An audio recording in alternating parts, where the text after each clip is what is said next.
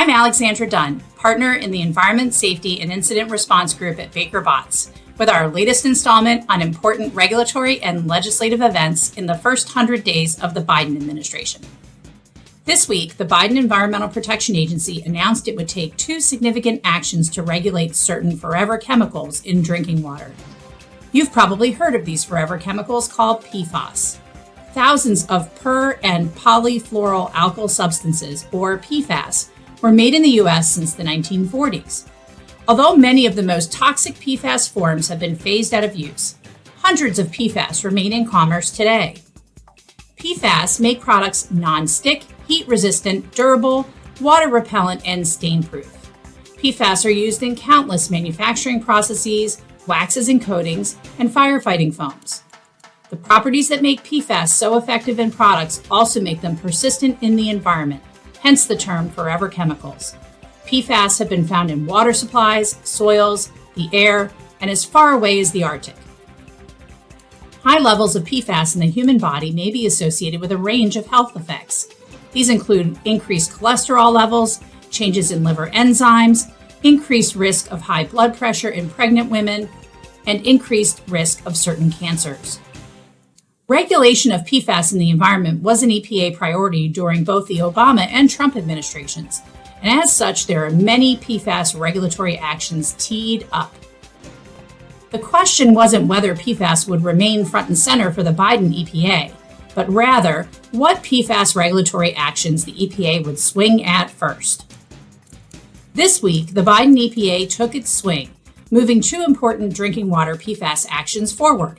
On February 22nd, the EPA announced it will issue the final regulatory determination that will set in motion the process of proposing national drinking water standards, maximum contaminant levels, for two PFAS, one called PFOA and one called PFOS. Once these MCLs are finalized, requirements will flow to water utilities and owners and operators of public water systems, chemical plants, manufacturing facilities, landfills containing PFAS waste, military installations, airports, refineries, and locations where firefighting activities were performed. EPA also announced that it will propose to collect data on 29 PFAS under the 5th Unregulated Contaminant Monitoring Rule. If finalized, this rule will impose PFAS data collection requirements on public water systems of a certain size. And this would mark the first time EPA has asked for information on so many chemicals in a specific category at one time. These two developments are the first of what will be a long line of PFAS regulatory actions from the new administration.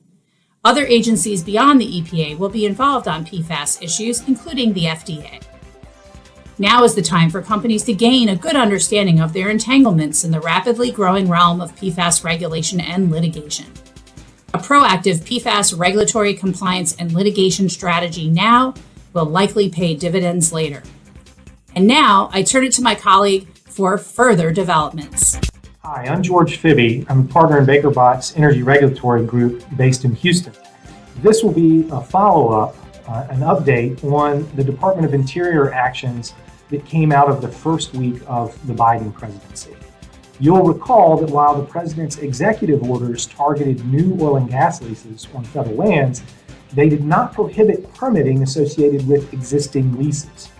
However, the Interior Department changed its own internal processes for approving permits for a 60-day period to require that all such permits, among other authorizations, be approved by one of 9 specific high-level political appointees at its DC headquarters.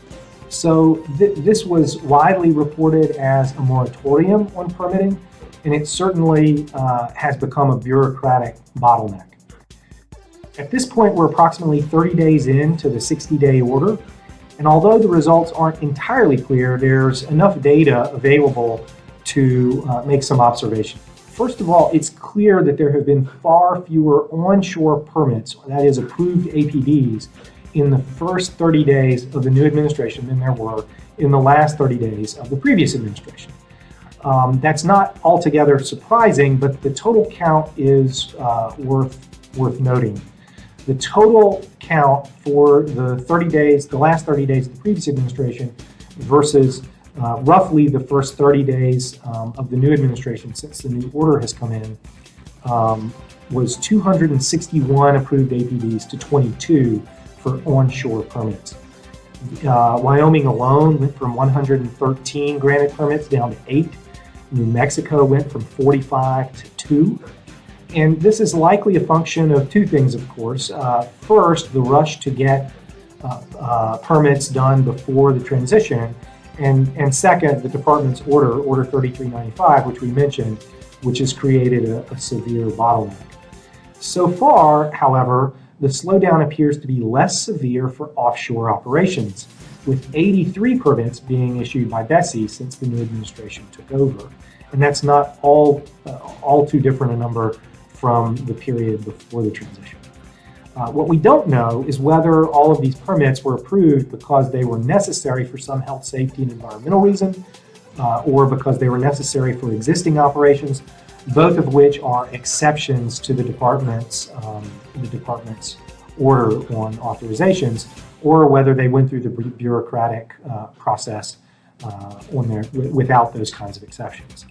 Also, we should note one lawsuit has been filed challenging the BLM's delay in granting certain permits, which are required to be acted upon within a statutory 30-day period. We'll be following that lawsuit, and also whether additional litigation follows if the permitting delays persist. Much of the industry is focused on what's going to happen at the end of the 60-day period, whether permitting on federal lands is going to pick back up to roughly the level that it has been historically, or whether additional processes or restrictions are going to be put in place. So we will keep you posted, and that's the update about 30 days in to the new administration. My name is Jeff Oliver. I'm a partner in the Antitrust group at Baker Botts. In antitrust news this week, Judge Merrick Garland, President Biden's nominee for Attorney General, appeared before the Senate for his confirmation hearing. Regarding antitrust, Judge Garland testified that he takes antitrust enforcement very seriously. On questioning from Senator Klobuchar, who recently proposed a legislative overhaul of U.S. antitrust laws, Mr. Garland testified that he would support additional funding for the Department of Justice's Antitrust Division.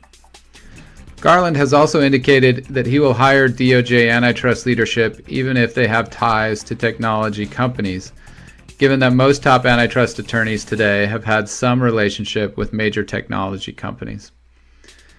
The House of Representatives kicked off its latest round of antitrust hearings on Thursday. So far, the hearings have focused on the antitrust issues posed by big technology companies, a continuation on this theme. Thursday's witnesses included Charlotte Slayman, Competition Policy Director at the Center for Public Knowledge. Her testimony focused on the antitrust issues posed by big technology companies and suggested that it may be necessary to introduce tech-specific antitrust laws. Representatives from both parties emphasized a desire to rein in large technology companies like Facebook, Apple, Amazon, and Google. Finally, this week, the Biden administration indicated that Tim Wu of Columbia University may be joining the White House National Economic Council. Mr. Wu is a major critic of big technology and is often described as an antitrust crusader. That's it for this week. We will check back next week with further updates from Biden's first 100 days.